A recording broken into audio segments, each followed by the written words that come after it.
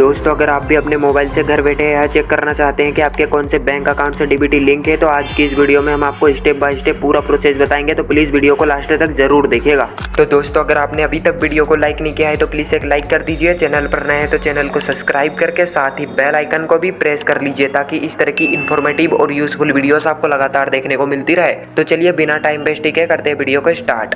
तो दोस्तों DBT check करने के लिए सबसे पहले आपको अपने मोबाइल में कोई भी ब्राउजर ऐप को ओपन कर लेना है। हम यहाँ पे क्रोम ब्राउजर ऐप को ओपन कर लेते हैं।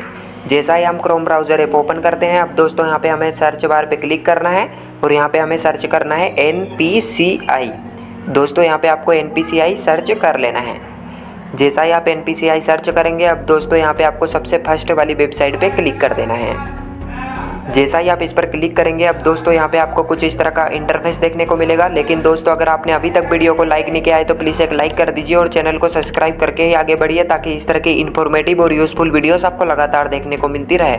अब दोस्तों यहाँ पे आपको देखिए लेफ्ट कोने में ऊपर 3 लाइन देखने को मिल रही है, तो आपको इस पर क्लिक करना है।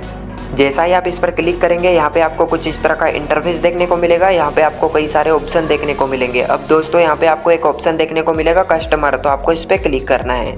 जैसा ही आप कस्टमर वाले ऑप्शन पे क्लिक करेंगे, अब दोस्तों यहाँ पे आपको एक ऑप्शन देखने को मिलेगा भारत आधार सीडिंग एनाबल, तो आपको इस पर क्लिक करना है।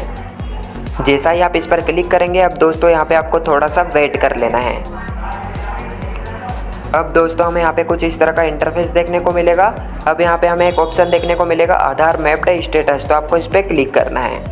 जैसा ही हम आधार मैप्ड स्टेटस वाले ऑप्शन पे क्लिक करते हैं, अब दोस्तों हमें यहाँ पे कुछ इस तरह का इंटरफेस देखने को मिलता है। अब दोस्तों यहाँ पे हमें अपना आधार नंबर डालना होगा, तो हम यहाँ पे अपना आधार नंबर डाल देते हैं। आधार नंबर डालने के बाद में अब दोस्तों यहाँ पे देखिए हमें कैप्चा दिख रहा है, तो इस कैप्चा को यहाँ पे हमें डाल देना है। तो हम यहाँ पे कैप्चा डाल देते हैं। कैप्चा डाल देने के बाद में अब दोस्तों यहाँ पे देखिए हमें चेक स्टेटस वाला ऑप्शन देखने को मिल रहा है, तो हमें इस पर क्लिक करना है। जैसा ही हम चेक स्टेटस वाले ऑप्शन पे क्लिक करते हैं, अब दोस्तों हमारे आधार कार्ड से लिंक मोबाइल नंबर पे एक OTP आएगा, तो हम उस OTP को यहाँ पे डालेंगे। तो दोस्तों ये देखिए हमारे मोबाइल पे OTP आ चुका है। इस OTP को हम यहाँ पे डाल देते हैं। OTP डाल देने के बाद में अब दोस्तों यहाँ पे हमें कन्फर्म बटन पे क्लिक करना है। जैसा ही हम कन्फर्म बटन पे क्लिक करेंगे, अब दोस्तों यहाँ पे देखिए हमारी स्टेटस खुल के आ जाएगी। यहाँ पे हमारी एयरटेल पेमेंट बैंक में डीबीटी लिंक है। यहाँ पे देखिए हमें दिख रहा है कि एनेबल्ड फॉर डीबीटी।